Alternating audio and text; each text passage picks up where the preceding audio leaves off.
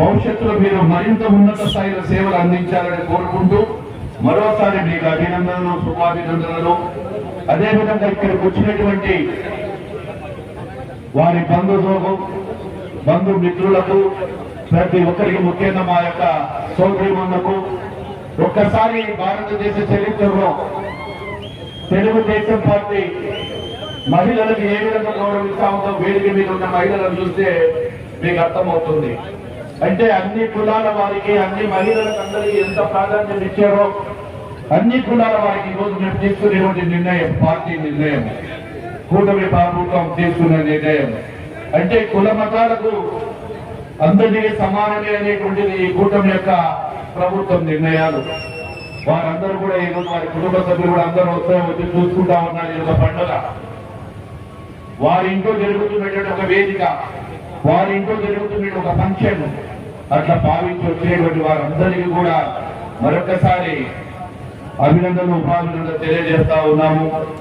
అదేవిధంగా ఈ యొక్క మహావేదిక ద్వారా నన్ను గెలిపించినటువంటి మర్యాదపల్లె నియోజకవర్గ ప్రజలకు, నన్ను ఈ ఉన్నతమైన పదవిలో పెట్టినటువంటి, ఈ స్థాయికి తీసుకొచ్చినటువంటి కూటమి కార్యకర్తలకు, ప్రజలకు, ఈ స్టేజీలో నన్ను ఉంచి ఇక్కడనే కాదు దేశ విదేశాలలో కూడా ఒక గౌరవాన్ని ఇచ్చి పెట్టినటువంటి శ్రీ నారా చంద్రబాబు నాయుడు గారికి, శ్రీ పవన్ కళ్యాణ్ గారికి, శ్రీ లోకేష్ బాబు గారికి నా ప్రజల తరఫున నేను కూడా శిరస్సు వచ్చి మీ అందరికీ కూడా అభినందనలు చేస్తా ఉన్నాను. ఇది ప్రజల ప్రభుత్వం, కూటమి ప్రభుత్వం. ఆ రోజు ఏదైతే ఎన్నికలకు ముందు మనం చెప్పినటువంటి ప్రతి విషయాన్ని కూడా ఆ రోజు ప్రజా సంక్షేమం కోసం, అభివృద్ధి, సంక్షేమం రెండు విధాలుగా మనం కూటమి ప్రభుత్వం అనేకమైన కార్యక్రమాలను ప్రజల్లోకి తీసుకెళ్లి మేనిఫెస్టోలో పెట్టడం జరిగింది. మరి ఆ రోజు మేనిఫెస్టోలో ఇచ్చినటువంటి ప్రజలు నమ్మారు.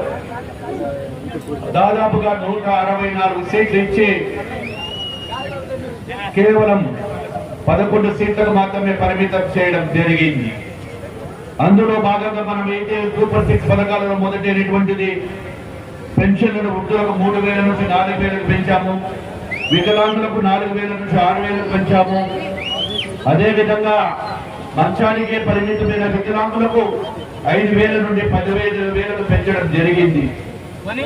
మళ్ళీ ఒకటి రెండవ పథకం దీపం, సూపర్ 6 లో భాగమైనటువంటి దీపం పథకాన్ని ప్రతి కుటుంబానికి 3 సిలిండర్లు ఉచితంగా ఇవ్వడం, అన్నదాత సుఖీభవ, రైతులందరికీ కూడా 20,000 కార్యక్రమాన్ని మొదలు పెట్టడం, అదేవిధంగా పేద ప్రజల కోసం, విద్యార్థుల కోసం ప్రతి ఒక్కరు కూడా చదువుకోవాలి, ప్రతి కుటుంబంలో చదువులు అందరికీ రావాలి అనేటువంటి ఉద్దేశంతో ప్రతి కుటుంబానికి, ప్రతి పిల్లవాడికి 15,000 అని చెప్పి ఎంతమంది చదువుకుంటా ఉంటే అంతమందికి కూడా 15,000 రూపాయల ప్రకారం ఇచ్చి భారతదేశ చరిత్రలోనే ఇన్ని సంక్షేమాలు ఇచ్చేటువంటి ప్రభుత్వం భారతదేశంలో ఏదైనా ఉందంటే ఆ కూటమి ప్రభుత్వం, మన చంద్రబాబు గారి నాయకత్వంలో ఉన్నటువంటి ప్రభుత్వం అని కూడా తెలియజేస్తా ఉన్నాను.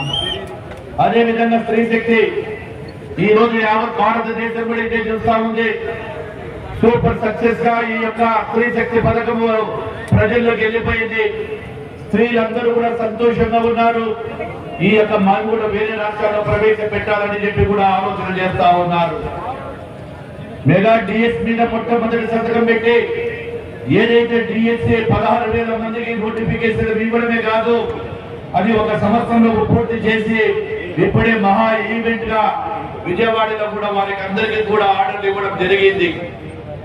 ఇక ఆటో డ్రైవర్ల సేవల పథకం కింద భాగంగా నిన్ననే ప్రతి ఆటో డ్రైవర్ కి వారికి కూడా 1,500 రూపాయలు, 15,000 రూపాయలు ఇవ్వడం జరిగింది. కూటమి ప్రభుత్వం వచ్చిన తర్వాత సంక్షేమం, అభివృద్ధి రెండు సమానం.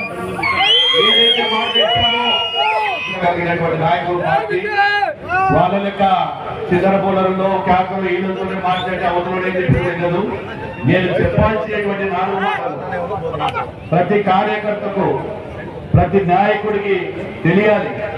వీళ్ళు కావాలంటే మన చేస్తాం ముందు అన్నిగా చేద్దాం. అదేవిధంగా పోలవరాన్ని పక్కకు పెట్టారు.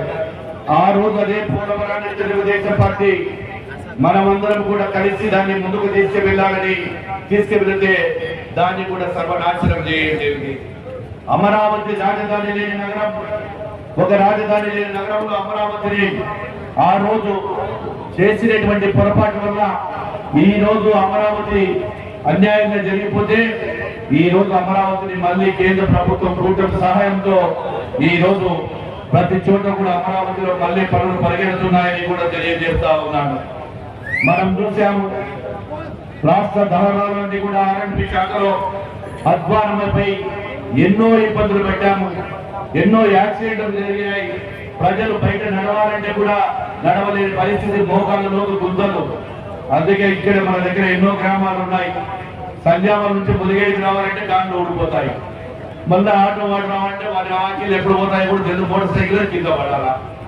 అటువంటి రోడ్లన్నింటినీ కాకుండా రాష్ట్రంలో దాదాపుగా 5,000 కోట్లతో ఆర్ఎండ్బి శాఖలో ఉన్నటువంటి పనులన్నీ కూడా పరిగెడుతున్నాయని చెప్పి గర్వంగా చెప్పుకుంటా ఉన్నాను.